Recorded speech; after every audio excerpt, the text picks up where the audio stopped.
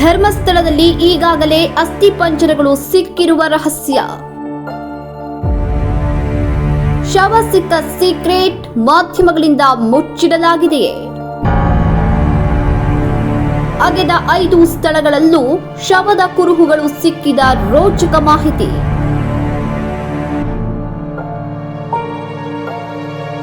ಎಸ್ಐಟಿಯಿಂದ ಮೊಹಂತಿಯವರನ್ನ ತೆಗೆಯುವ ಪ್ರಯತ್ನ ಪ್ರಾರಂಭ. ಇದು ಕಾಕತಾಳೀಯವೋ ಅಥವಾ ರಹಸ್ಯ ಕಾಪಾಡಿಕೊಳ್ಳುವ ತಂತ್ರವೋ ಗೊತ್ತಿಲ್ಲ. ಒಂದ್ ಕಡೆ ಎಸ್ಐಟಿ ಮುಖ್ಯಸ್ಥ ಪ್ರಣವ್ ಮೊಹಂತಿಯವರನ್ನ ಕೇಂದ್ರ ಸೇವೆಗೆ ಕರೆಸಿಕೊಳ್ಳೋದಕ್ಕೆ ಲಿಸ್ಟ್ ಮಾಡಲಾಗಿದೆ. ಇನ್ನೊಂದ್ ಕಡೆ ಧರ್ಮಸ್ಥಳದಲ್ಲಿ ಭೀಮಾ ತೋರಿಸಿರುವ 5 ಜಾಗಗಳಲ್ಲಿ ಶವ ಹೂತಿರುವ ಕುರುಹುಗಳು ಸಿಕ್ಕಿದೆ ಅನ್ನೋ ರಹಸ್ಯ ಮಾಹಿತಿಯೂ ಬಂದಿದೆ. ಮಾಧ್ಯಮಗಳಿಗಾಗ್ಲಿ ಸಾರ್ವಜನಿಕರಿಗಾಗ್ಲಿ ಅಗೆದಿರುವ 5 ಜಾಗಗಳಲ್ಲಿ ಏನೂ ಸಿಕ್ಕಿಲ್ಲ ಅನ್ನೋ ಮೇಲ್ನೋಟದ ಸುದ್ದಿ ಸಿಕ್ಕಿದೆ. ಆದರೆ ಇದನ್ನ ಖಚಿತ ಮಾಡಿಲ್ಲ. 2 ದಿನವಾದ್ರೂ ಏನೂ ಸಿಕ್ಕಿಲ್ಲ ಅನ್ನೋ ಸುದ್ದಿಗೆ ಎಲ್ಲ ಕಡೆ ಹಬ್ಬಿದೆ. ಆದರೆ ತುಂಬಾ ಆತ್ಮವಿಶ್ವಾಸದಲ್ಲಿರುವ ಸಾಕ್ಷಿ ಭೀಮಾ ತೋರಿಸಿದ ಜಾಗದಲ್ಲಿ ಅಸ್ಥಿಪಂಜರಗಳು ಸಿಕ್ಕಿವೆ ಅನ್ನೋ ರೋಚಕ ಸುದ್ದಿಯು ಗುಪ್ತ ಮೂಲಗಳಿಂದ ತಿಳಿದು ಬಂದಿದೆ. ಎಸ್ಐಟಿ ತುಂಬಾ ಗಂಭೀರವಾಗಿ ತನಿಖೆ ಶುರು ಮಾಡಿದ್ದು, ಈಗ ರಾಜ್ಯ ಸರ್ಕಾರವೂ ಸಂಪೂರ್ಣ ಬೆಂಬಲ ನೀಡುತ್ತಿರುವ ಬಗ್ಗೆಯೂ ಮಾಹಿತಿ ಇದೆ.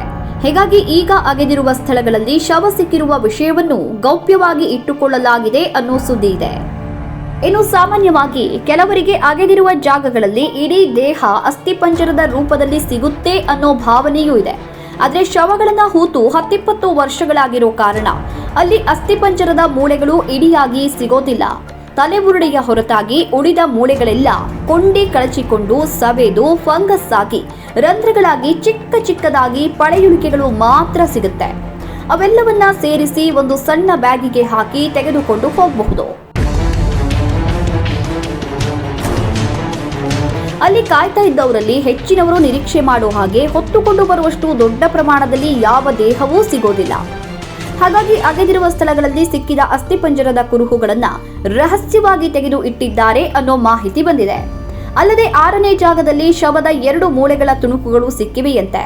ಜೊತೆಗೆ ಈಗಾಗಲೇ ಸಿಕ್ಕಿರುವ ಅಸ್ಥಿಯ ತುಣುಕುಗಳ ಮಾಹಿತಿಯನ್ನೂ ಹೊರಗೆ ಹಾಕಿದ್ರೆ ಮುಂದಿನ ತನಿಖೆಗೂ ತೊಂದರೆಯಾಗೋ ಸಾಧ್ಯತೆ ಇದೆ. ಸಂಪೂರ್ಣ ತನಿಖೆಯ ನಂತರವೇ ಎಸ್ಐಟಿ ಸಾರ್ವಜನಿಕರಿಗೆ ಮಾಹಿತಿಯನ್ನ ನೀಡಬಹುದು. ಈಗಾಗಲೇ ಶವಗಳ ಕುರುಹುಗಳು ಸಿಕ್ಕಿರುವ ಮಾಹಿತಿ ಹೊರಗೆ ಬಿಟ್ರೆ ಆ ಅಸ್ಥಿಪಂಜರ ಯಾರದ್ದು, ಫೋರೆನ್ಸಿಕ್ಸ್ ವರದಿಯಲ್ಲಿ ಏನಿದೆ, ಸಿಕ್ಕಿದ ಅಸ್ಥಿಪಂಜರ ಹೆಣ್ಣಿನದ್ದ ಗಂಡಿನದ್ದ, ಆ ಸಾವು ಕೊಲೆಯಾಗಿದ್ದ, ಸಹಜ ಸಾವ ಅನ್ನೋ 10 ಪ್ರಶ್ನೆಗಳಿಗೆ ಎಸ್ಐಟಿ ಉತ್ತರ ಕೊಡುವ ಒತ್ತಡಕ್ಕೆ ಬಿದ್ದು ತನಿಖೆಗೆ ತೊಂದರೆಯಾಗೋದ್ರಲ್ಲಿ ಅನುಮಾನವೇ ಇಲ್ಲ. ಹಾಗಾಗಿ ಸಿಗಬಹುದಾದ ಎಲ್ಲ ಅಸ್ಥಿಪಂಜರಗಳನ್ನ ಹೊರಗೆ ತೆಗೆದ ನಂತರವೇ ಅಗೆದಿರುವ ಜಾಗದಲ್ಲಿ ಶವದ ಕುರುಹುಗಳು ಸಿಕ್ಕಿರುವ ಬಗ್ಗೆ ಅಧಿಕೃತ ಮಾಹಿತಿಯನ್ನ ಹೊರಗೆ ತಿಳಿಸಬಹುದು.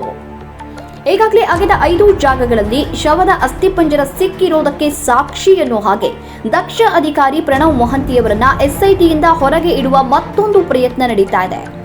ಅತ್ಯಾಚಾರಿಗಳ ಪ್ರಭಾವ ಕೇವಲ ರಾಜ್ಯ ಮಟ್ಟದಲ್ಲಷ್ಟೇ ಅಲ್ಲ, ಕೇಂದ್ರದ ಮಟ್ಟದಲ್ಲೂ ಇರೋದ್ರಿಂದ ಕೇಂದ್ರ ಸರ್ಕಾರವು ಪರೋಕ್ಷವಾಗಿ ತನಿಖೆ ಸರಿಯಾಗಿ ನಡೆಯದಂತೆ ಅಡ್ಡಗಾಲು ಹಾಕ್ತಿರುವ ಅನುಮಾನ ಕೂಡ ಇದೆ.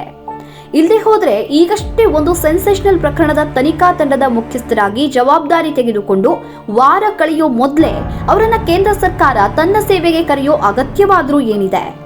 ಅಥವಾ ಅಗೆದ ಜಾಗಗಳಲ್ಲಿ ಏನೂ ಸಿಗದೆ ಹೋಗಿದ್ರೆ ಮೊಹಂತಿಯವರನ್ನ ಇಲ್ಲೇ ಉಳಿಸ್ತಿದ್ರಾ ಗೊತ್ತಿಲ್ಲ.